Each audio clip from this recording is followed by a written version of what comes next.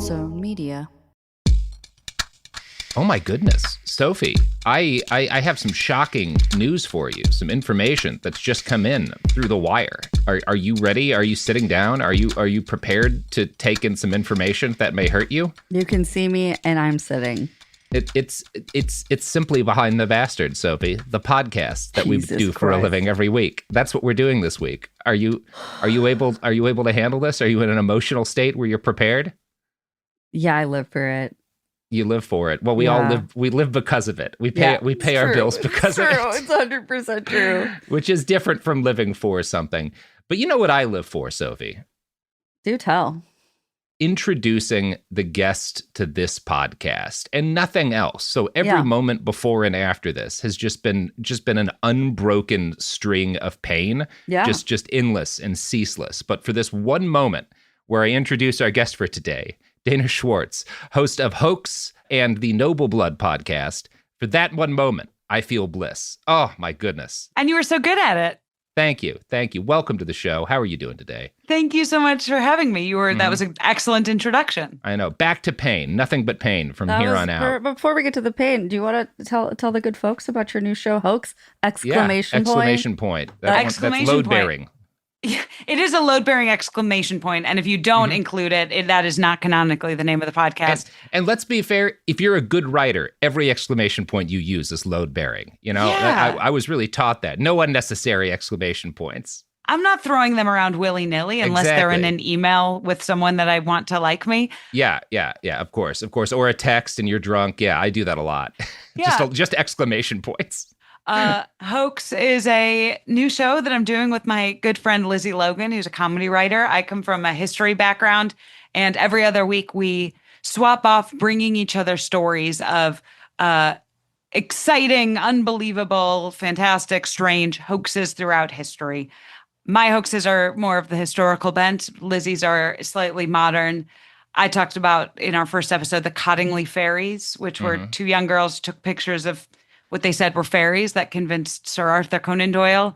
Oh, in our yeah, next I love episode. that story. Yeah. It's nuts, right? He was so easy to trick, too. People were so much easier to trick back then. You think the guy who wrote Sherlock Holmes would have had like a little bit more deductive reasoning skills, but no. No, absolutely not. Look, that's the problem with writing a super genius character is the writer is never as smart as the character.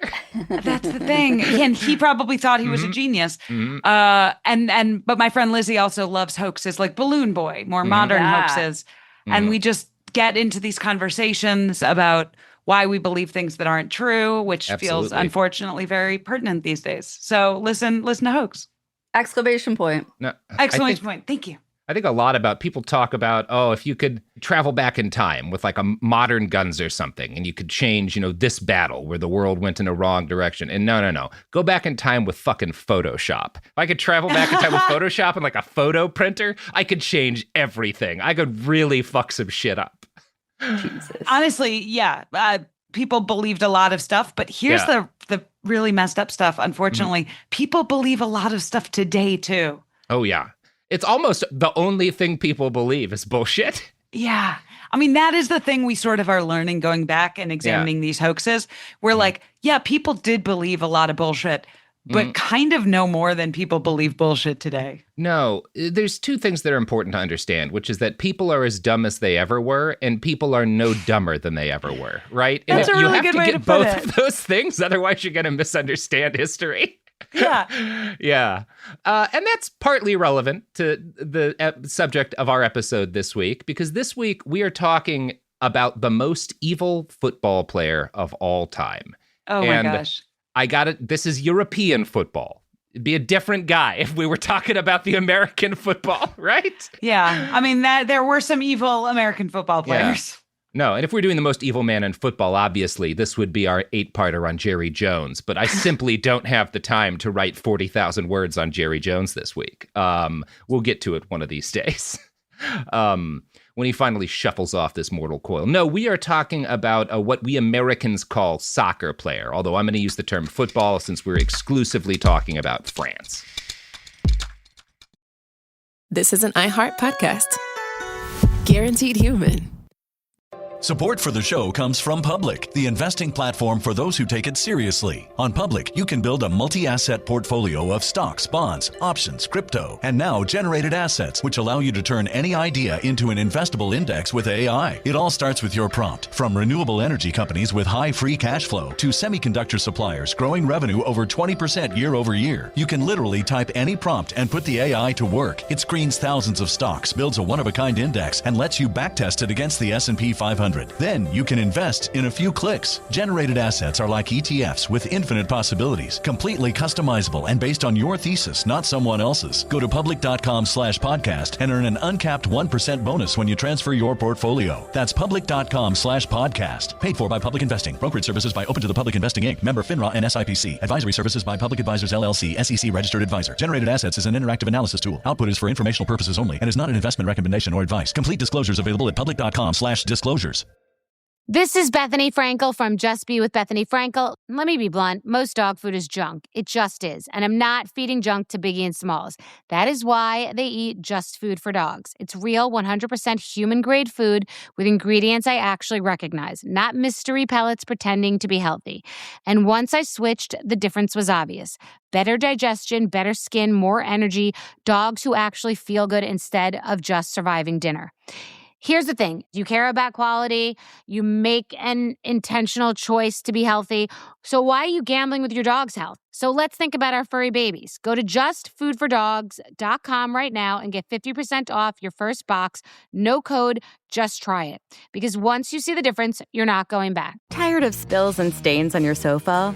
Wash away your worries with Anabay. Anabay is the only designer sofa that's machine washable inside and out, starting at just $699. Plus, Anabay sofas are pet-friendly, stain-resistant, and feature changeable slip covers and modular pieces. Get up to 60% off site-wide with a 30-day money-back guarantee. Visit washablesofas.com to get yours now. That's washablesofas.com. Offers are subject to change, and certain restrictions may apply. You're listening to a podcast, so you're doing something else too, like maybe scrolling home listings on Redfin, saving places you like without thinking you'll get them. Because that's what house hunting has become. But Redfin isn't built for endless browsing. It's built to help you find and own a home. Redfin agents close twice as many deals as other agents, which means when you find a place you love, you've got a real shot at getting it. Redfin helps turn saved listings into real addresses. Get started at redfin.com. Own the dream.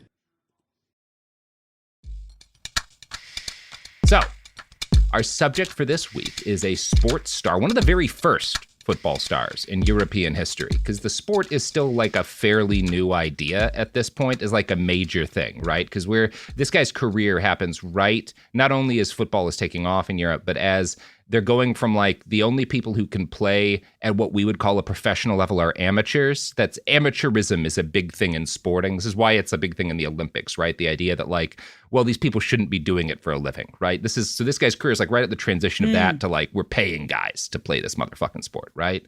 And this guy is a footballer who becomes a brutal enforcer for the SS during the Nazi occupation of France. A real piece of shit. Okay. His name So when you say evil, you mean like evil? Evil. No, we're not just talking. This isn't just a guy who like cheated at some sports games, you know? This isn't just a guy who was like personally abusive. No, this guy was evil. I mean, it's evil to be personally abusive, but this guy's like evil on a level where the number of people he's affecting is much higher, right? This guy really went for it in terms of human evil. His name was Alexandre Villaplane, and you can find a number of articles that are like the most evil football star ever. Like the titles will be variations of that sentiment. And while he was a right bastard, there's also a lot of bastardry behind how he came into being in this world, because in order to properly set up the context of who this guy is and what the culture he comes out of, we have to start way before his birth in 1905, because while Alexander was born a subject of France, he was not born French in the sense that like a lot of people who grew up in France would have seen him as, right? And he wouldn't have primarily identified as a French citizen. He came into this world in Algiers, the capital of Algeria, which since 1830 had been a colonial possession of France. When the French invaded in 1830, Algeria had been a possession of the Ottoman Sultan for about 400 years, right? So from like the 1400s up until the French come in, Algeria is owned by the Ottomans. They're ruled by the Sultan. But if you look at a map, it's pretty far away from Turkey. And the Ottoman Empire, not great at running shit by the 1800s, you know? Like, there's a lot of distance. And like a lot of kind of ailing empires, they more or less let local rulers kind of have a free hand in things as long as they got some taxes. And so, yeah, it's kind of that situation, you know. It's being ruled the way California was by the government in D.C. in the early 1800s, where it's like, yeah, it's part of the U.S., but not really. Yeah. Or like the American colonies for a little bit at the front end. Exactly. I mean, that's another really good like comparison where you're generally left alone as long as they get their kind of due, right? And Algiers is a regency. It's ruled by a dey, which is like DEY, is like the name of the kind of ruler who's governing Algiers. There's a couple other cities, Tunis and Tripoli, that are also regencies ruled by deys. And these guys are under theoretical control of the Sultan. However, in reality, the deys were more or less on their own, independent from each other, and mostly from the Sultan, as long as they paid regular tribute. The Sultan is not going to back you up in much. He's not going to really come in and fuck with you a lot. But like, if you're having problems with a foreign power, you can't really rely on the Ottoman army being anything but a basket case, right? You know? Yeah. Their ability to project power is kind of declined a lot by the early 1800s. And there had been ongoing issues for a couple, like almost, I think, 200 years at this point, really, with the Barbary pirates, who were based, I mean, they're based all around North Africa. You know, the U.S. has some early issues with them right at the birth of our country in, I think, Tripoli. But the Barbary pirates, or at least some of them, are based out of ports in Algeria, right? In what is today Algeria. And they had been for more than 100 years at the start of the 1800s. These pirates had carried out raids across Europe as far afield as Ireland, taking slaves for generations, right? Like, these guys are slave-taking pirates. They're not the nice, cool pirates that you get like an HBO miniseries about, right? These guys are real tough sons of bitches and really mean sons of bitches. And they are, you know, for generations, they'll take slaves from wherever they can, and it prompts erratic reprisals, right? You know, we talked about the U.S. gets involved in Tripoli at one point. That's why, you know, the Marine Corps and their song "From the Halls of Moctezuma to the Shores of Tripoli." That's us fucking with these pirates, right? Yeah, that's why that's in there. And France had gotten militarily involved for the first time in the 1600s. So by the 1800s, for almost 200 years, there had been on again, off again military involvement because these pirates, right? They're a real issue. Now, aside from these, because France isn't the only European power that has their entanglements with the Barbary pirates, but Algeria itself, which isn't really, I say Algeria, I'm talking about Algiers, and there's some like low-lying areas that grow food and some villages, and you're kind of controlling some roads. The whole territory that we call Algeria, you're mostly not even governing, right? Like, it's really up to local, you know, tribal leaders and villages in a lot of the cases. You're not running things on a day-to-day basis in the middle of the desert, right? They can go months without having contact with the capital, let alone the outside world, right? That's just the way rural North Africa is working at this period of time. Now, while European powers and France will get involved with these pirates periodically, they try to stay out of Algiers proper and, the broader Algerian territory, because from the 1600s up to the 1800s, the Ottoman Empire still theoretically has shooters, right? Those shooters are less and less good at their job as time goes on, but you don't want to fuck with the Ottomans too hard in the 1600s because they can still throw some weight around. You know, like the U.S., right? When we talk about failing empires, they're kind of like at that. This is like their post-Vietnam stage. Yeah, they're going to get messy. They have nothing to lose. They have nothing. Yeah.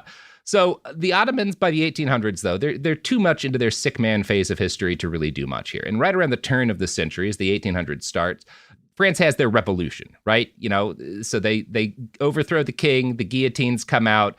They have their, a republic, and they also murder rebels who'd help make the republic. But, all that stuff is going on.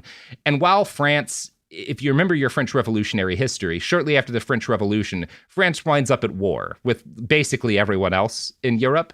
And when you're at war with everyone else in Europe and you're doing the way that France is competitive with the rest of Europe is they're doing like mass conscription, right? You have like a mass people's army for like the first time in European history, which allows you to compete with these much smaller professional armies that theoretically have a lot more resources behind them. But when you're taking all these guys, you don't have as many guys to like grow food, right? So the French revolutionary government, for a while, they're kind of trying to stay on the day's good side because Algeria is providing the grain that revolutionary France needs to keep being revolutionary France, right? During this time when they're at war with everybody. But this is a constant, while they need Algiers, there's constant political instability. Within Algiers, the day is never on a steady, like he's never super safe in his position. And there's constant, like, unrest throughout the territory, right? And so periodically, for about 30 years after the revolution, these post-revolutionary French leaders will mull the possibility of like, look, we need this grain. We can't trust the current government. They're just not stable. Should we just invade? Should we just conquer Algeria? Like, we could probably knock that out in like a weekend, right? Like, that's like a long weekend for us, you know? They have like Iraq brain where they're like, oh yeah, we can just knock this out in a fucking, as soon as we kick this guy out, everyone will be chill to be a part of France. This will be easy, right? Who among us hasn't just thought that it'd be easy enough to take over Algeria? Right. I think about this constantly. I still feel like I could. I feel like I'm a contender. You How know? hard could it be? I'm going to go on vacation there and just see if I can wind up taking it over, you know? Probably not. Algeria.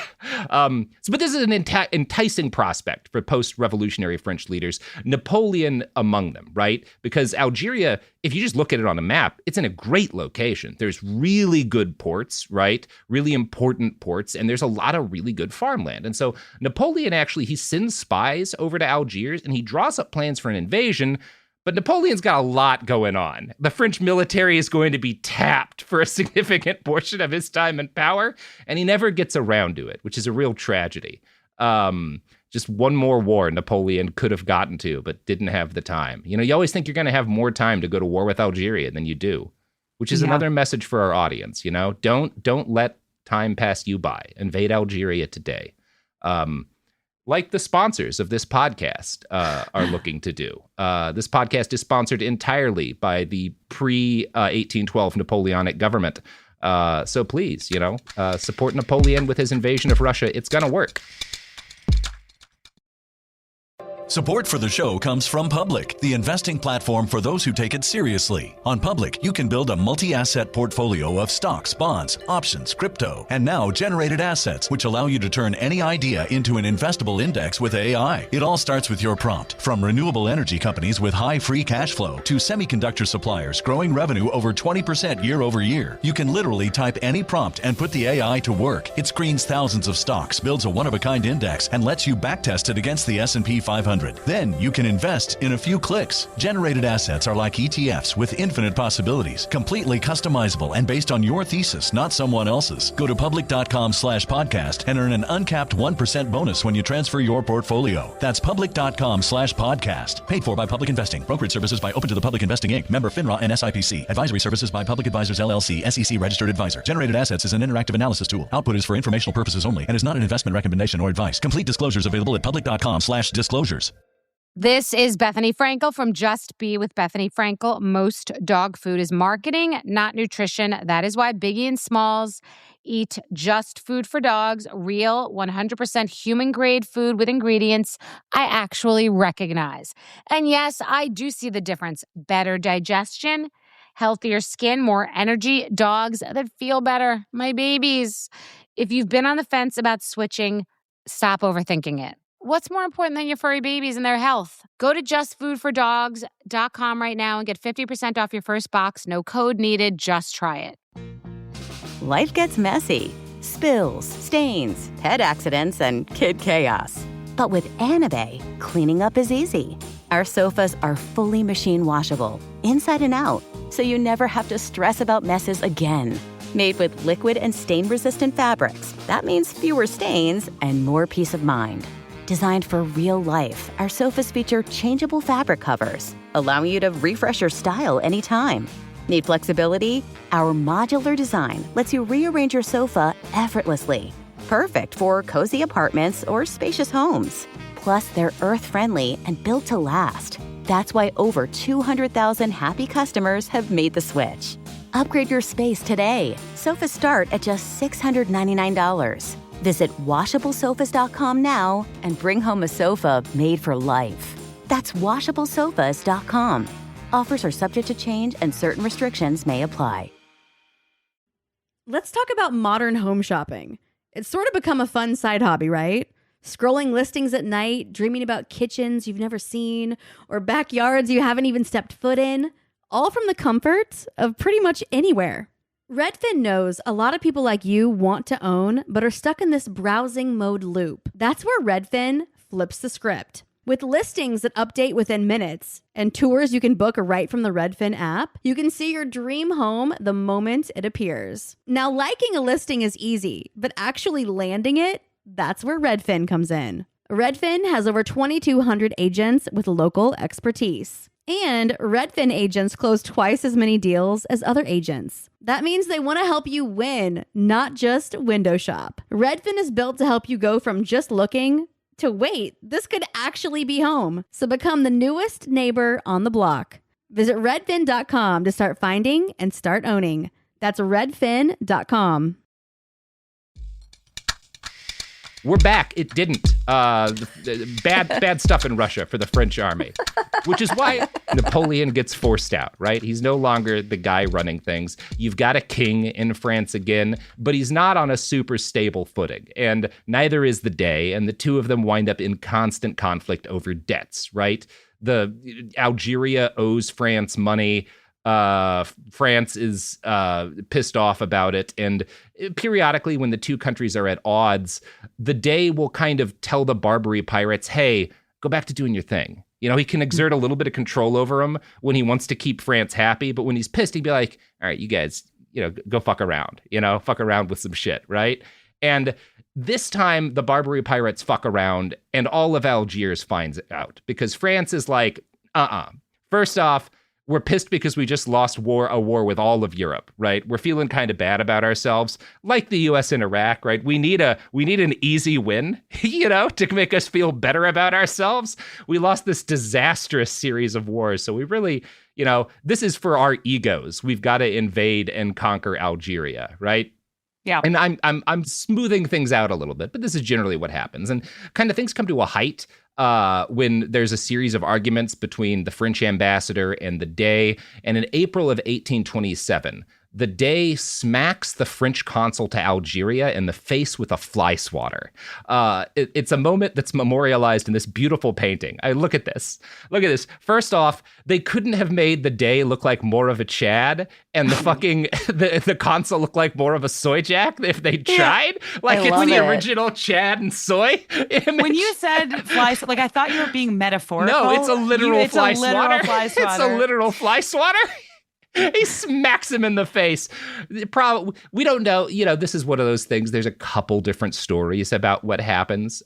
In an article for EBSCO, Grove Koger describes differing accounts of what went down. Quote, Hussein bin Hassan either tapped or struck, depending on conflicting accounts, visiting French consul Pierre Deval with a fly whisk. The incident may simply have been intended to indicate by the Dey that their interview was at an end, or it may have constituted, as the French chose to interpret it, a horrible and scandalous outrage. So either he's like, hey, we're done. Or he hits him and he's like, fuck you, man. We don't really know which. It's kind of deal, but the French assume it's a fuck you and that he really hit him, So this is the most direct provocation that leads to the French invasion and conquest of Algeria. Again, I tried to make it a point. There had been ongoing and escalating difficulties between them. And the fact that France, has lost this series of wars is a big part of why they want to get involved. There's an aspect of this that's we need to kind of revitalize our national pride by winning a war.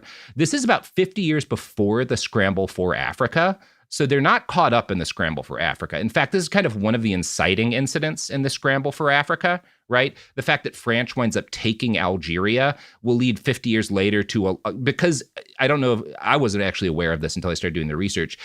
The Algerian colony that France controls is the single largest portion of Africa that's controlled by anyone during this period. Algeria is the largest country in Africa, geographically. So this is a huge chunk of Africa. And so 50 years or so down the line, the fact that France has this, as these European powers awaken to like how much money there is in Africa, they're going to be like, oh shit, we're running out of Africa. We got to get some, is kind of why Belgium winds up controlling the Congo. There's a piece of that here. Now, a more direct reason why France gets involved and invades Algeria is the oldest reason of all time. I keep making George W. Bush comparisons, but like the new king of France, Charles X, is like a Bushy figure. He's very unpopular. He is struggling to govern a country that is not thrilled to have him in power. And he kind of needs to distract everyone from the fact that he sucks at what he's doing and nobody likes him, right? So Charles the 10th is like, I said X, sorry. Charles the 10th, like he's Charlie XCX. Charles the 10th. That's how I'm choosing to picture this now. Is Charlie XCX. Very Brat. Starting the slow genocide of Algeria. That is very it's Brat, not Sophie. Brat. It's not Brat. Is Brat good? Brat is good. Brat is good. Genocide is bad. Brat. It is Okay. not Genocide Brat. in Algeria is not Brat. I was literally just saying it's pretty bratty to do a genocide, but okay. This is I'm glad I'm getting this context. That would have been really embarrassing. So Charlie the 10th decides this fly swatter thing. This is the excuse I need to get into a foreign war that absolutely won't threaten my power or involve the rest of Europe. Safe. It's going to be super easy. We're going to be in and out, Coger writes, quote, announcing publicly that he was eradicating Algerian privateering, Charles quickly dispatched a naval squadron under the command of Rear Admiral Joseph Collet. Collet reached the port of Algiers on June 11th. After taking the consul and other French citizens on board, he set up a naval blockade. Through the next 3 years, Sultan Mahmud II of the Ottoman Empire tried in vain to persuade Dey Hussein bin Hassan to come to terms with the French. He was supported in these efforts by the British, who were anxious to maintain a balance of power in the Mediterranean and protect their own interests. In March of 1830, Mahmud sent an emissary, a former Grand Mufti, which is a judicial official, of Algiers, who had since retired to Turkey, to insist that Hussein bin Hassan make peace. By that time, the French government, in ever-increasing need of a distraction from its internal affairs, had decided to launch a direct invasion. So this really is like a war on terror moment for them, where they're like, oh yeah, we got to deal with these pirates. Yeah, that's why we're stealing all this stuff. Protecting everyone. Protecting everyone. Yeah, French 9/11 was this guy getting hit by a fly swatter. That's the fucking plane hitting the second tower. Is this fly swatter smacking fucking this consul in the face? So on May 11th, 1830, a French fleet of 600 ships set sail for the African coast and arrived there on June 12th. Utilizing intelligence gathered during the Napoleonic era, 34,000 troops landed and carried out a rapid and successful invasion. The Algerians outnumbered French soldiers. They have like 20% more guys on board. And normally, if you're attacking, you want like 2-to-1 numerical odds against the defender if like everything else has parity, right? That's generally like best wisdom across the last like 10,000 years of military history. But these forces are not in parity, right? The Algerian military is just a militia. They're armed with weaponry that would have been outdated even for like the regular Ottoman army. And France has a modern army with a lot of experienced troops, right? They've got modern guns. They've got modern cannons. They just steamroll the Dey's army. The actual fighting is not really ever in doubt, right? And that's not the problems that France is going to encounter is not in straight up land battles, right? It's going to be in an insurgency. By July 4th, Algiers had been bombarded by sea and the Dey's army had been shattered in 2 decisive land battles. French civilians who'd been evacuated from Algiers before the invasion watched the shelling from yachts anchored offshore. It's one of those classic, like, start of the Civil War moments where people are, like, picnicking to watch the battle. They're sitting on their yachts watching the city get shelled. Yeah. Really makes you sympathetic for these rich French people. So the Dey goes into exile and France takes nominal control of the capital. This is the end of things going well for France, right? They get a nice, quick victory. They occupy the city, but they can't actually govern Algeria. That's a lot easier in theory than reality. The war had ended very rapidly, but France is then left with this uncomfortable reality that the Dey had never governed Algeria. He had controlled the capital and like some roads and towns, but for the most part, there's this patchwork of regional leaders and warlords who have been handling their shit for the Dey. and primarily on their own terms. There's no functional Algerian state for France to just plug into. There's this vast and hostile territory that they know very little about and has no interest in being part of France. The fact that French soldiers act like occupying soldiers once they take the capital does not help matters, right? That doesn't endear them? No. They're pillage. They pillage the capital, right? They desecrate mosques and cemeteries because soldiers are assholes a lot of the time. They're like really going out of their way to make these people angry. Yeah. Everybody loves it when you desecrate their holy buildings and cemeteries. Their cemeteries? Come on, man. Yeah. So France, and a big part of why, this isn't just these soldiers are losing control and, being let off the leash by their officers.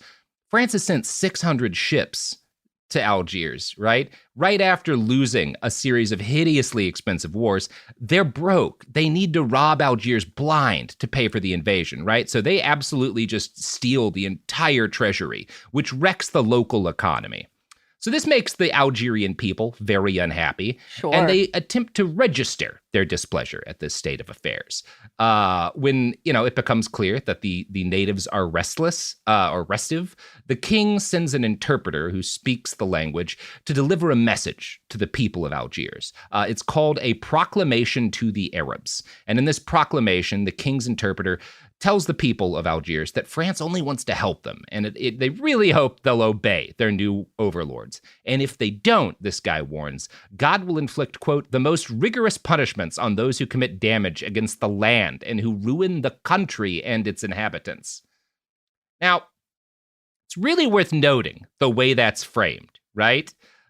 In her study, French Land, Algerian People, Paige Goley notes of this proclamation, significantly, this statement emphasized above all harm to the land and the country, listing the inhabitants last, almost as an afterthought. In other words, it depicted the well-being of the country and the land itself as the primary concerns of the French. So from the jump, they're like, you guys better not fuck up this land with your being people and you're living on it, We need this stuff.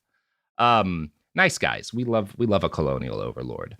So things start off on a bad foot, and over the next few decades, they don't get better. This evolves, this attitude that, we're putting the land before the people who live there, becomes official state policy of the French occupiers.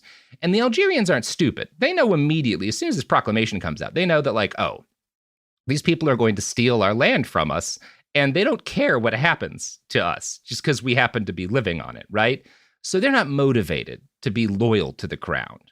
To make matters worse, right after Algiers gets taken, in July of the same year, there's a revolution in France called the July Revolution that forces King Charles XCX, out of power, right? Just a couple of weeks after his great victory. Now, he gets replaced by his cousin, so not a wild difference between these two guys. And he has to go in, it's very funny, he forces the Dey to go into exile, and he has to go into exile so his cousin can run things. That's karma. That's karma. If only the Iraq war had worked out this way. George Bush is hiding in Argentina or something right now. Doing his paintings from, I dream. So the government behind the next monarch are not supportive of this latest foreign adventure, right? The people who wind up, because the king gets deposed, and the officials around his cousin are the guys who had opposed the king invading Algeria, right? They'd been the ones being like, this is going to be disastrous and expensive, but now they're in charge, and Algeria is a French possession. You can't just leave it, right? You can't just go, even though it's a bad idea. You have to maintain the occupation that is a bad idea, because otherwise you're going to be admitting that you failed, and national pride won't let you leave this possession behind, right? The French people have invested their egos now into controlling Algeria. So you can't, it's like an Afghanistan thing. Even though you didn't start this, if you take over and leave, you're going to get blamed for it not working out. It's cool how often the same shit happens in history. I know, you're saying that, and it's that can be applied to so many situations. Fuck, we didn't want to be here, but we have to figure out how to make this war work, and we're going to wind up committing so many crimes against humanity to try to make this war that we didn't want work for us, right? In her study, French Land, Algerian People, which I really do recommend if you're trying to get an idea on how this occupation went, Paige Gully describes what happened next. After the initial conquest, Algeria was left under the control of largely autonomous generals who waged brutal warfare against the local Arab and Berber populations. So, because they're Westerners under like a quote-unquote modern state, we don't call these guys warlords, these generals that France just gives power to do whatever in Algeria, but they're warlords. And they're primarily, when they get frustrated, these guys are military men. So they don't have any idea of like, okay, well, the population's angry because the cost of living has increased and because of this policy and that policy. So if we set up this like broad-based series of policies, looked at changing the economic status, then like we can improve people's quality of life, and gradually the level of resistance will fade because people will have like, they won't be willing to die fighting because they'll actually have things and they'll have a life. They don't think that way. They're like, people are angry, guess we'll shoot them. They're still angry. Let's try shooting some more. Maybe we'll starve them. Let's poison the water. You know, that's the only way they're capable of thinking, right? And so for the next 70 years, there are regular uprisings against the French occupation, right? I cannot exaggerate the degree to which this is not a situation in which the Algerian people are passive or just letting this shit happen to them, right? For an idea of how intense an occupation they require because of how effective their resistance is. For the first 20-something years, France occupies Algeria. A third of the French military is constantly deployed in the territory, right? Feels like a big investment. That is a huge investment. Like, that's so much money. And throughout this first 20-something years, more than 1.6 million Algerians will be killed by the French, largely people who like disease and starvation, right, as a result of different military and like other policies being pursued by the occupiers, along with at least 100,000 French soldiers, right? So this is a brutal occupation. We are talking a massive body count here. Algeria is not annexed formally until 1841, and until the 1880s, the colony is governed by military officers, right? There's no like civil administration. It's not until the close of the 19th into the 20th centuries that the territory of Algeria becomes anything close to a functional colony in the way that we usually talk about when we're discussing colonies of European powers during this period, right? Because it's just too violent for it to be really functioning the way a colony is supposed to. Now, again, Algeria today, the country Algeria, is about 900,000 square miles, right? It's the largest country in Africa, so it's not surprising the French have difficulty tying things up. And the sheer amount of bloodshed and the consistency of resistance from the population does two things. First, it inculcated within the French people a feeling that this land was theirs in a way that separated it from even their other colonial possessions because they bled so dearly for it, right? A lot more of us died for this than the other places we owned, so we own this in a different way, right? And the fact that a lot more of them died doesn't really, that's not really hitting our books, you know? The second thing this does is it further separates the Algerian people from the land and from French citizens, right? The Algerians are seen as damaged. They're not just inferior in the sense that, like, you know, white supremacists see all non-white people as inferior, but they're also broken in a way that can't be fixed. Because in most, you know, these are all of these colonial states are white supremacists, right? But not necessarily in the way that we think about today. There's an attitude of like, especially like if you look at the way the British were talked about their Indian possessions, there's an attitude of like, well, we can uplift these people and make them civilized, right? And that's also very racist and problematic. But there's still this attitude that we're there to leave behind a functional state. The French never feel this way in Algeria. They don't feel we're not here to do anything but kill these people and take we don't give a fuck about these human beings, right? We're not even pretending to. Eugene Bourrichon, who's a French doctor who settles in Algiers in the 1850s, is one of the first intellectuals to lay this out clearly, right? Because he's a medical professional, he's a learned man, and he's engaging with other learned men of this you know, the state that has these kind of, within sort of the French population, these attitudes of like egalitarianism, right? And so we're all kind of debating, you know, the kind of empire we want to have. And he starts to complain that there's a couple of issues we have a couple major issues in Algeria governing it, right? First off, when you send Europeans to Algeria, they die really fucking quickly, right? Because the climate is not hospitable to French people, you know? You're in the desert.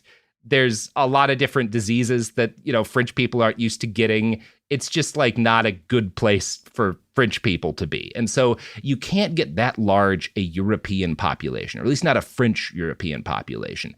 Spaniards do okay, right? And there's some French possessions that are basically Spanish in this period, like in the Mediterranean, and some like allied. So like they will take in Spanish colonists to colonize Algeria because, like, you know, Spain is hotter, right? Like they're more used to the climate, right? If you look at like southern Spain, it's not a wildly different climate from North Africa in a lot of ways, right? So you can kind of do that, but you can't really get a large French population in Algiers because they just keep dying, right?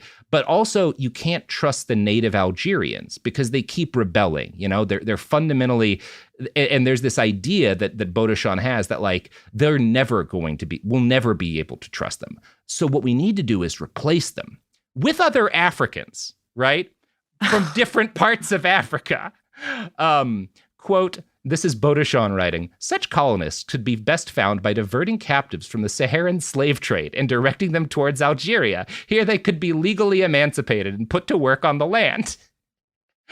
I got an idea, guys. Look, post-revolution, we're an ethical state now. France is, you know, modern and enlightened. What if we take slaves from the slave trade and just use them to grow food in this other possession, and we ethnically cleanse the native people, and technically we say we're not doing slavery anymore? Is that, can we make that work, right? That's Baudouin's idea.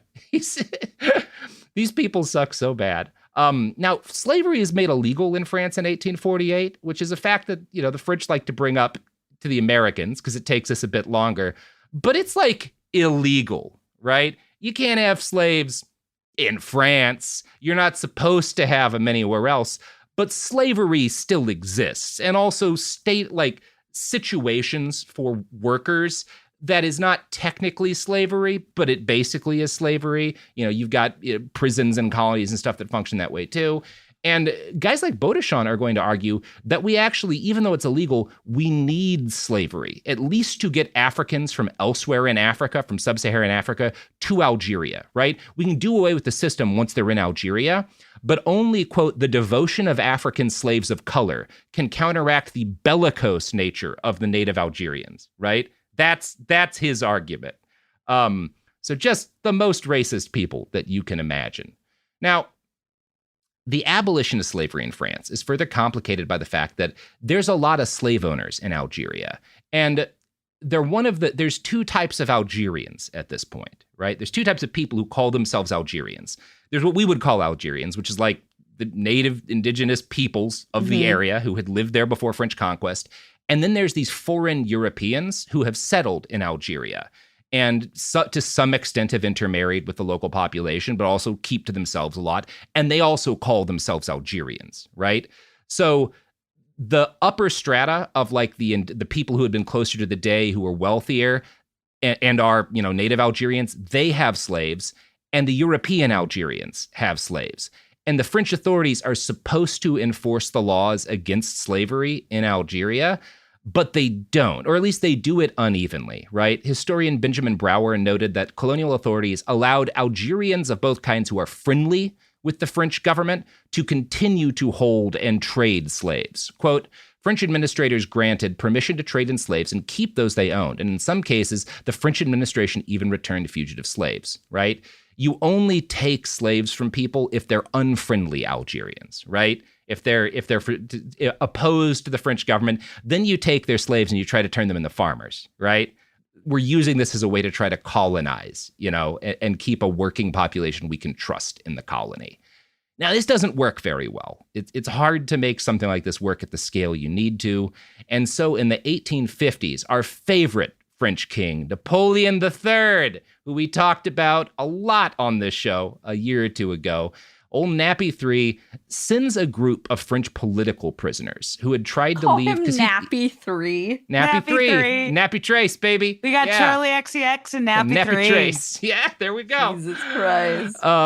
So he had come to power. It was a coup, right? He takes power as the king, and there's a counter-revolution against him that fails, and he arrests like 6,000 people.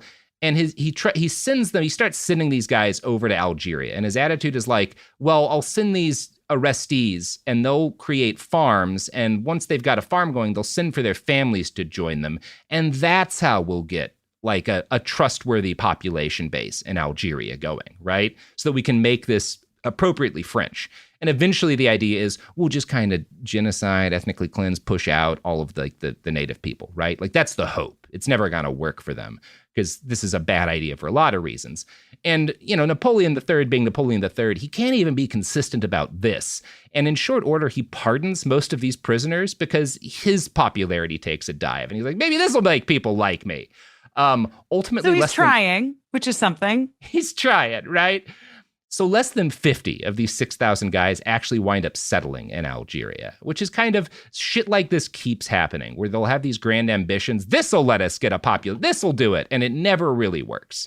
So for the next 50 years or so, France struggles to convince any French people to move to a place where they aren't wanted and the climate and native illnesses will kill them very quickly in most cases. French intellectuals and political elites only grow more dedicated to holding on to Algeria during this time because they're continuing to pour troops and bullets into the territory while complaining that without French farmers, this project can't work. So by the end of the century, in 1870-71, we have Germany goes to war with France. Germany also becomes the thing. We have the Franco-Prussian War, right? Napoleon falls at the end of the Franco-Prussian War, and France becomes a republic yet again, right? And by the time the republic is back, French policy has settled into this uneasy conclusion, re Algeria, which is that it's not a colony in the same way that like Indochina is, right? And for a description of how they're looking at Algeria in this period, I want to quote from an article written by Jim House for the University of Leeds. Algerians were French subjects, but not French citizens. For decades, Algerians embodied a significant exception to the established French Republican model that, for men at least, combined nationality and citizenship. Algeria constituted a colonial territory fully integrated into the Republic that, as politicians like to say, ran from Dunkirk in the north to Tamanrasset in the Sahara, the Mediterranean separating France and Algeria like the Seine running through Paris. Right? So I think that's really important to dwell on a little.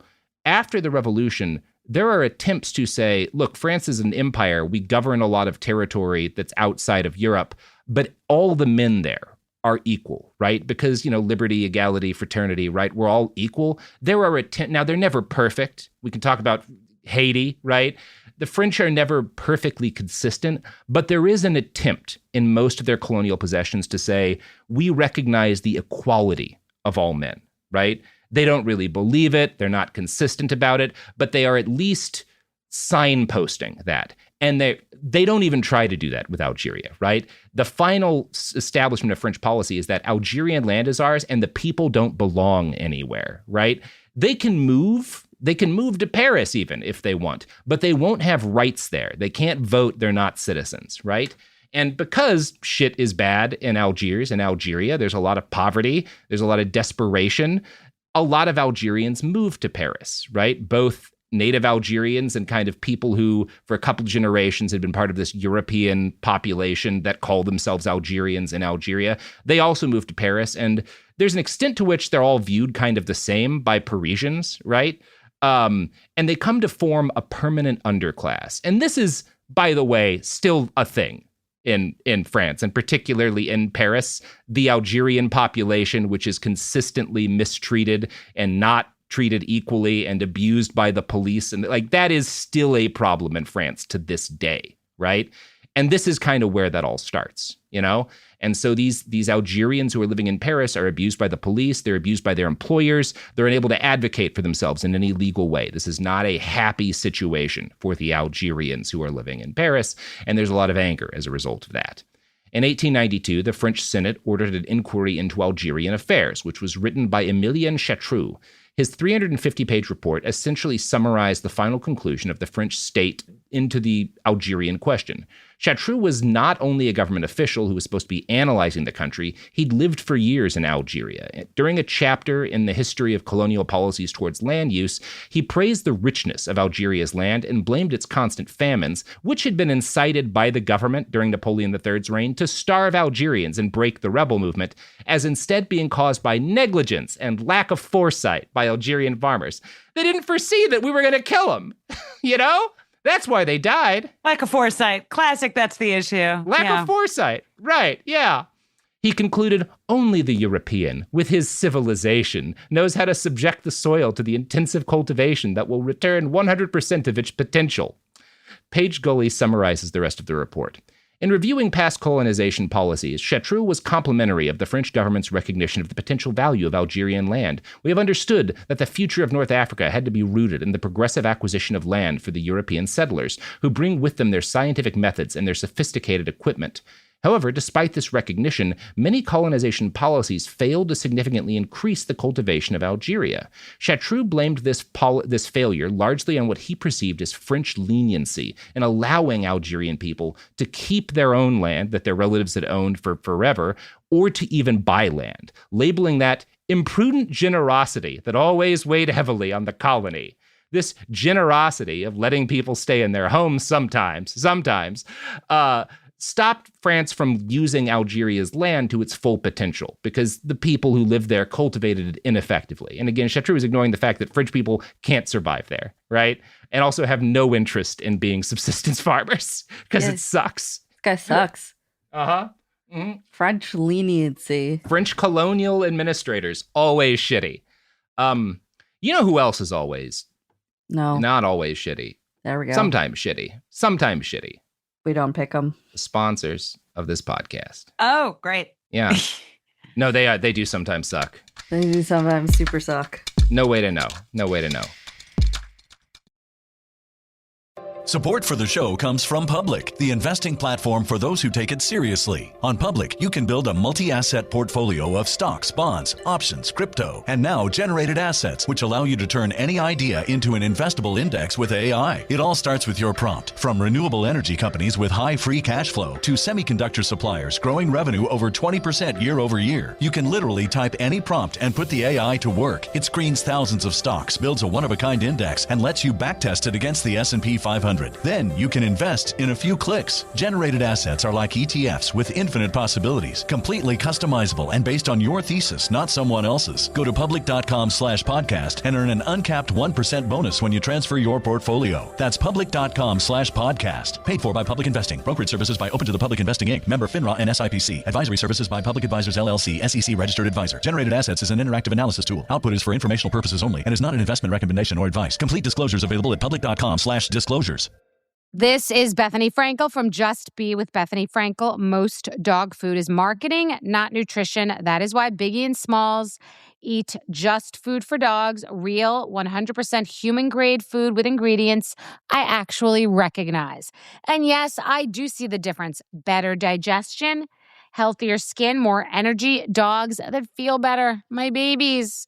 If you've been on the fence about switching, stop overthinking it. What's more important than your furry babies and their health? Go to justfoodfordogs.com right now and get 50% off your first box. No code needed. Just try it. Time for a sofa upgrade? Introducing Anabe Sofas, where designer style meets budget-friendly prices. Anabe brings you the ultimate in furniture innovation with a modular design that allows you to rearrange your space effortlessly. Perfect for both small and large spaces, Anabe is the only machine-washable sofa inside and out. Say goodbye to stains and messes with liquid and stain-resistant fabrics that make cleaning easy. Liquids simply slide right off. Designed for custom comfort, our high-resilience foam lets you choose between a sink-in feel or a supportive memory foam blend. Plus, our pet-friendly, stain-resistant fabrics ensure your sofa stays beautiful for years. Don't compromise quality for price. Visit washablesofas.com to upgrade your living space today. Sofas start at just $699 with no risk returns and a 30-day money-back guarantee. Get up to 60% off plus free shipping and free returns. Shop now at washablesofas.com. Offers are subject to change and certain restrictions may apply. Let's talk about modern home shopping. It's sort of become a fun side hobby, right? Scrolling listings at night, dreaming about kitchens you've never seen, or backyards you haven't even stepped foot in, all from the comfort of pretty much anywhere. Redfin knows a lot of people like you want to own, but are stuck in this browsing mode loop. That's where Redfin flips the script. With listings that update within minutes and tours you can book right from the Redfin app, you can see your dream home the moment it appears. Now, liking a listing is easy, but actually landing it, that's where Redfin comes in. Redfin has over 2,200 agents with local expertise. And Redfin agents close twice as many deals as other agents. That means they want to help you win, not just window shop. Redfin is built to help you go from just looking to wait, this could actually be home. So become the newest neighbor on the block. Visit redfin.com to start finding and start owning. That's redfin.com. We're back. Oh, my goodness. Everyone having a good time. We're still talking about French genocide and colonialism in Algeria, just because it's one of my favorite topics and it ties into our bastard here. So, Chartreuse' report not only concludes that the French have to be more assertive in Algeria in being dicks to the locals, but that we need to focus more on the Frenchness of Algeria. His work argued, quote, "In Algeria, it is necessary to carry out French policies. That is the lesson of history." He asserted, "We have tried time and time again to create an Algeria for the Arabs. Events have always cruelly demonstrated that this was nothing but a dangerous illusion. Because we conquered Algeria, we must make it a colony that is for neither the Arabs, nor the foreigners, nor the Jews, but for the French." Some anti-Semitism just sliding in there, and just T-boning that sentence. There. I was waiting for when it was, you tease Nazis. I was waiting for the anti-Semitism. Yes, and this is important. The fact that you could have put these words in the mouth of a Nazi, right? If you just replace French with German and it would sound right, you know? That's important because we're going to spend most of these episodes talking about the German occupation of France. And a lot of what the German occupation of France is Germany doing to the French a less brutal version, generally, than what the French had done to the Algerians. They're certainly going to kill a smaller portion of the population, shall we say. So that's what these French colonial administrators are being like, well, Algeria obviously doesn't belong to the Arabs or the foreigners. And he's talking about like the Spanish and other European Algerians, right? Nor the Jews. It belongs to the French. Natural French territory. Algeria! The place we can't survive in. We die immediately there. Of course this belongs to us. Now, I told you at the top of this episode, we're talking about a goddamn football player, right? Yeah, I was like, where is the kickball situation? Well, he's an Algerian, right? He's a European Algerian, right? He is born in Algiers, right?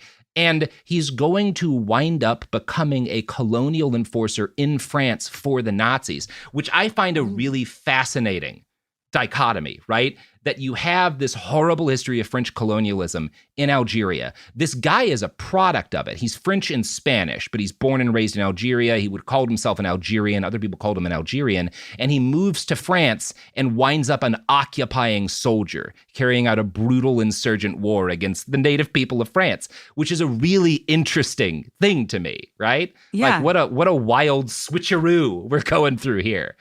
And I, among other things, I felt it would be fucked up to just talk about how brutal this guy was as an occupier and like pretend, as we often do when we're talking about the European powers around this period, pretend they didn't get up to Nazi shit before the Nazis did, right?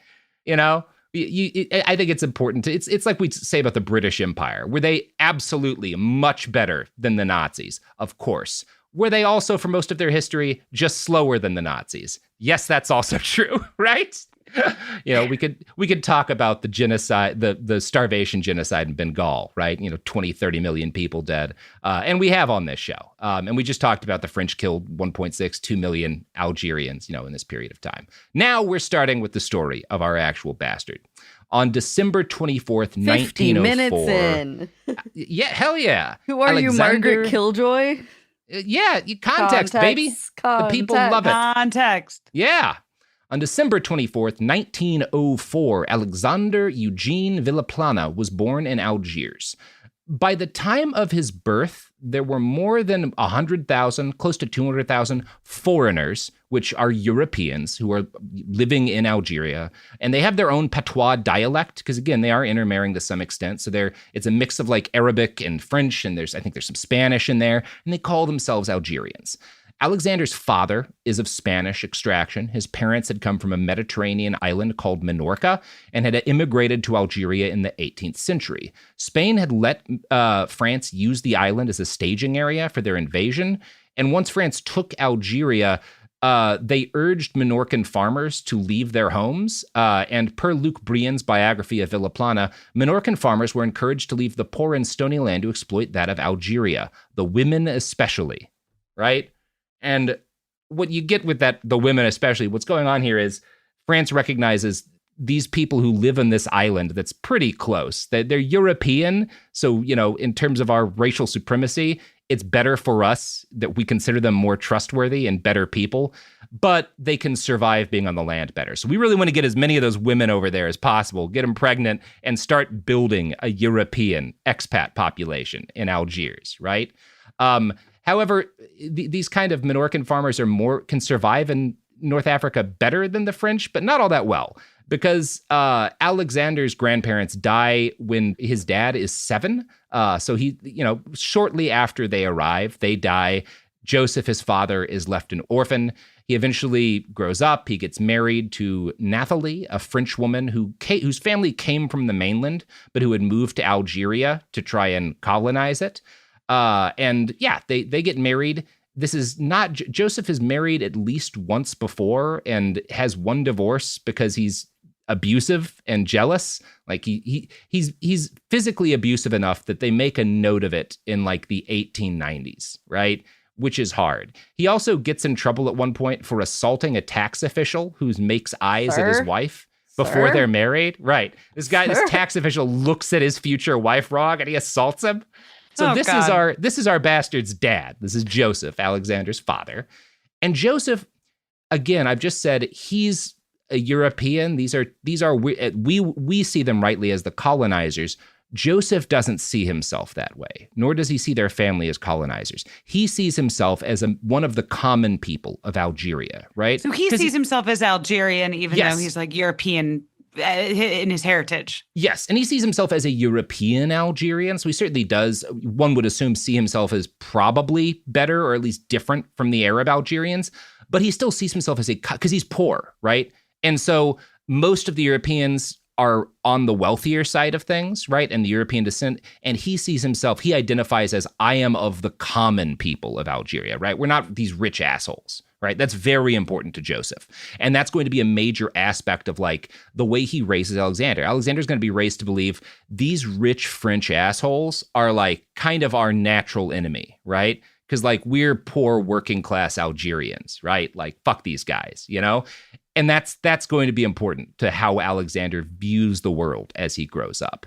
So Joseph is, he's poor by the standards of Europeans in Algeria, but he's rich by the standards of probably Arab Algerians. He starts like 3 different barrel making businesses that all fail, but he's got enough family money coming in from his money and then his wife's family that he's able to repeatedly start and fail at new barrel making businesses. At some point, man, just stop making barrels, homie. Like, what the hell? Like, it's not working. How many barrel business? Come on, one more. He keeps like switching towns. Like, this is the town that wants barrels. None of them do. I mean, it seems like people would need barrels. I get the logic. Sure. I mean, people need a lot of stuff, but that doesn't mean that you're gonna be the one to provide it. Wow. Yeah. So, from his earliest memories, Alexander would have been told by his father, again, we're working poor, we're not like these wealthy foreign landowners. And the reality is that his wife's family, so Alexander's mom, has like family with some amount of, I don't think they're rich, but they're comfortable back in France. And they visit them regularly. So as a little kid, Alexander is going from North Africa to France. The Villaplanes are thus much better off than most native Algerians. And because of this, because he's traveling back to France, he gets a head start on the rest of the kids in Algeria in playing football, right? and this is a thing, football, it's kind of started off in the UK, right? And it's traveled down Europe at this point. It's going to hit, obviously today, North Africa, the whole Arab world, football's a massive deal, right? Like I can tell you, just like all of the time I've spent in Iraq, I saw so many fucking Messi jerseys, right? It was like the one thing everyone could agree on is how much they fucking love that guy. Everybody loves Lionel Messi. Everybody loves fucking Messi for like, in his book, Le Brassard, Luc Briand writes about Alexandre's early family trips back to France. Quote, the family, which now included 2 daughters and this little boy, regularly returned to Hérault, and later some would remember seeing young Alexandre, a child of the century, treading the football fields of Sète when he was barely 4 years old, legs like matchsticks, running tirelessly, and laughter in the sunset over the ponds. 4 years is young, but it is true that the child shows predispositions, always laughing and lively, spinning enthusiastically, a ball in his hands or at his feet. He's one of these kids, he's just born to play football, right? The instant he gets a ball in his hand, right? Yeah. He's just losing his mind over the sport. Like you can't stop him. Football remains his main concern throughout his childhood. He does okay in school. Briand describes him as performing honorably in primary school, which I had to translate the book because it's in French, so maybe I'm just getting that one wrong. It kind of sounds like honorably is like, fine. You know, yeah, he does okay. He doesn't shame himself, right? Yeah. So he starts primary school in 1910. He attends a free school in a town near Algiers, which is a free school because, like, it's basically a more affluent suburb, and they're like, we don't want to pay into the public schools that these Arab kids are using, right? So we'll pay for a free school in our suburbs, right? Where it's like our tax. It's one of those things. It's a charter school deal, right? So this is a religious school, but Alexandre's family is not, right? They're very much kind of a French Republican family in that area, and that like they're not really believers. Quote, in the Villaplane household, Luc Briand writes, weddings and funerals are resolutely civil. Alexandre was a decent student. He's good enough that he gets in the local papers for his grades, but he doesn't graduate with honors. Since Villaplane is a Spanish name and not a French one, his father starts using the name Villaplane to try and sound more French, right? Like instead of Plana, it's Plane, right? And Alexandre is not unique in the fact that he is a nut for football from an early age, but he's lonely in Algeria at that point because it's starting to take a hold, but it's still very new to the colony. Football doesn't reach North Africa until 1897, right? So by the time he's born, North Africa has had football for like 8 years, right? And the first club hadn't been established in Algiers until the year before Alexandre's birth. In 1908, Joseph enrolled his son in a military preparatory program that included a football team, right? So it's like a broader school thing, and it's technically like an ROTC deal, but they have a football club, right? And so from the time he's a little kid, this kid is going to be one of the first people in North Africa, period, to play football, right? And he's not just interested in it, he's really good at it. And his team, this first team he plays on, this first Algerian team, wins the Youth North African Football Championship in 1913-1914, right? So he exhibits excellence from an early age and helped win a competition with this team. Now, he's generally very good at athletics. He wins a diving competition when he's 15, and he's good enough at football, but by age 16, he's made a name for himself as a player, and he's able to leave Algeria for good, right? In 1916, he bounces. He's never going to come back. He moves to Sète to live in France, to live with his uncles, and he joins the local club there, FC Sète. Now, the team was managed by a Scotsman, Victor Gibson. And as soon as Gibson got a look at Villaplane, he decided this kid's got what it takes to go professional, right? You know, I say professional because that's how we would look at the team that Alexandre's about to join. At this point, they're all still amateurs, right? You're not allowed to pay players. It's against the rules, right? But football's already a big business. And so if you want to get the best talent, you have to offer players something.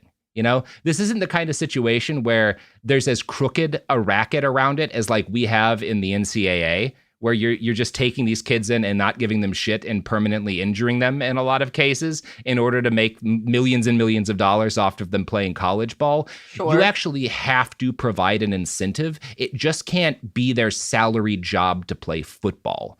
So by the 20s, by the time that Alexander gets to France, a system is developed by which good players are offered jobs, other jobs, right? Where it's like, hey, if you move to FC Set, we'll give you this job, like managing a butcher shop. And you don't have to come to work. You just get money from it. But you're technically employed, right? Or if you're really good, they'll be like, hey, if you move and you agree to work at this team and play here for at least, however many years, I'll give you a nightclub. It's already operational. It's already selling, or I'll give you a theater, right? And you can see, here's the bank statements. This is how much money it makes. And that'll be your theater. And so you'll support yourself off of the income from this business that we're handing over to you, right? That's how you get paid if you're like a top footballer, right? So when he first comes to France, Alexander has to kind of take whatever they can give him. He's not immediately getting good deals, but within 5 years or so, he's one of the best players in the entire country, right? In this first wave of football stars, he's one of the brightest stars. Like, he is good enough that in very short order, he is getting poached, right? He's getting offered turnkey businesses and huge amounts of money. By the time he's in his early 20s, like 21, 22, he's verging on like rich because of how good he is at football and how much everyone wants him on their team. Alexander becomes the first Algerian pro football player in France. He's often called the Algerian. And after a year and a half on Gibson's team, he's poached by a team in Vergès, which is sponsored by Perrier, the bottled water company. Like, what? That's that's the sponsor of his second team, is Perrier, right? Wow. They're like buying him a nightclub or something. I forget what business they hand him, but like he's getting different business. He's accumulating businesses basically during this period of time. Now, once Perrier gets him, his original team recruits him back. They're all offering, different jobs and whatnot to do this. But he's good enough that he keeps getting poached. And so he gets poached back by his original team. And in 1927, he gets poached by a team in Nîmes, who promised that he'll be given a business of his own, which will, really make him wealthy if he continues to play for them. So he moves to Nîmes, which is where he becomes known as the best ball header in the country and one of the best passers. Do I know what a ball header is? No. Am I giggling a little when I wrote it? Is it someone who hits a ball with their head? I think that's probably it, right? Or not. I think that's probably it. There's a lot of that anything in about football, any sport. Right? I've seen one professional European match, and everybody was hitting the ball with their head. So that's my guess, is he's the best at ball heading, which also probably is giving him some CTE. He's later going to exhibit some signs of maybe, the kind of aggression that you sometimes get when you've repeatedly taken on head injuries for sporting purposes. But he's really good. He's the best ball header in France. Again, I'm sorry, I'm 7. He's really good at passing. He wins a France cap, which is a big football award in a game against Belgium in 1926. And in short order, he's made the captain of this team in Nîmes, right? So by 1926, he is at the top of the world, right? He's close. He's actually going to raise some from this, but he is rich. He's famous. He has succeeded, right? This life is going as well for him as it could possibly be going for somebody in his situation, right? So he's going to become a huge fucking Nazi, is what you're telling me? No, he's gonna become a huge fucking Nazi. He's gonna destroy all of. What a cool guy! This, it's gonna be great. Christ. Yeah, he has talent, he has opportunity, and he's just gonna become a complete monster. Yeah. That's right. He is going to nuke it because he's an asshole, and then he's going to become a Nazi. He's like, it's gonna be cool. What if I did fascism? That sounds. Yeah. Wow. You know what? We'll talk about it, but he doesn't even have the moral consistency to be like an ethical not ethical, but like he's not a fascist ideologically. It's just where the money is, right? He doesn't even give a shit about fascism. Like, that's how much it's one of those like fucking Walter from the Big Lebowski moments of like, he doesn't even have an ethos, but yeah, we'll talk about that. But first, Dana, let's talk about your pluggables. My pluggables. My Instagram is Dana Schwartz with 3 Z's at the end, 2 extra Z's. And my podcast, Noble Blood, is about historical nobles. And Hoax is a brand new show. talking about historical hoaxes, please go check it out. Listen to it. Like, subscribe, rate, review, all of the above. Excellent. We'll do all of that and, do something else. Go try to conquer Algeria. Or you know what? People have been doing that. Conquer France. It's been a long time. It's been almost 100 years since anyone, it's been like 80 years since anyone conquered France. Go do it. You can take them. All right. Yeah, I think you got it. I think you got it, Thank you so much. Just don't go in through Belgium. That doesn't work well.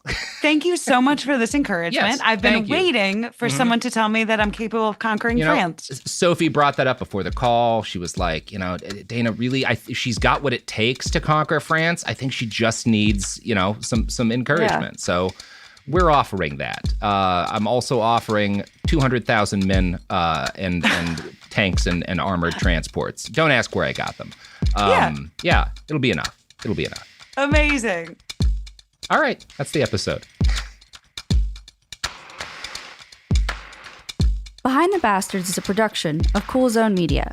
For more from Cool Zone Media, visit our website, coolzonemedia.com, or check us out on the iHeartRadio app, Apple Podcasts, or wherever you get your podcasts.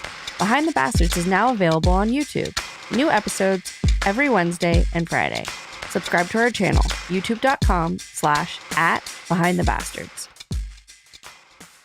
This is Bethany Frankel from Just Be with Bethany Frankel. Most dog food is marketing, not nutrition. That is why Biggie and Smalls eat just food for dogs, real 100% human-grade food with ingredients I actually recognize. And yes, I do see the difference. Better digestion, healthier skin, more energy, dogs that feel better, my babies. If you've been on the fence about switching, stop overthinking it. What's more important than your furry babies and their health? Go to justfoodfordogs.com right now and get 50% off your first box. No code needed. Just try it. Life gets messy. Spills, stains, pet accidents, and kid chaos. But with Anabe, cleaning up is easy. Our sofas are fully machine washable, inside and out, so you never have to stress about messes again. Made with liquid and stain-resistant fabrics, that means fewer stains and more peace of mind. Designed for real life, our sofas feature changeable fabric covers, allowing you to refresh your style anytime. Need flexibility? Our modular design lets you rearrange your sofa effortlessly. Perfect for cozy apartments or spacious homes. Plus, they're earth-friendly and built to last. That's why over 200,000 happy customers have made the switch. Upgrade your space today. Sofas start at just $699. Visit washablesofas.com now and bring home a sofa made for life. That's washablesofas.com. Offers are subject to change and certain restrictions may apply. A BetterHelp ad. We get it. February is full of flowers, candy, and, of course, lots of talk about relationships. It can feel like everyone else has it all together in their love lives. But the truth is, we're all still figuring it out. Whether you're working on your marriage, navigating the dating apps, or prioritizing staying single, no matter where you are, you're right on time.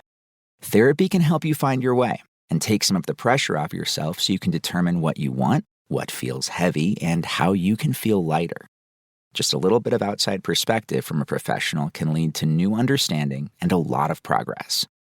So the next time you're feeling iffy about your love life, try therapy with BetterHelp and see where it takes you. And remember, you're right on time. Visit BetterHelp.com for 10% off.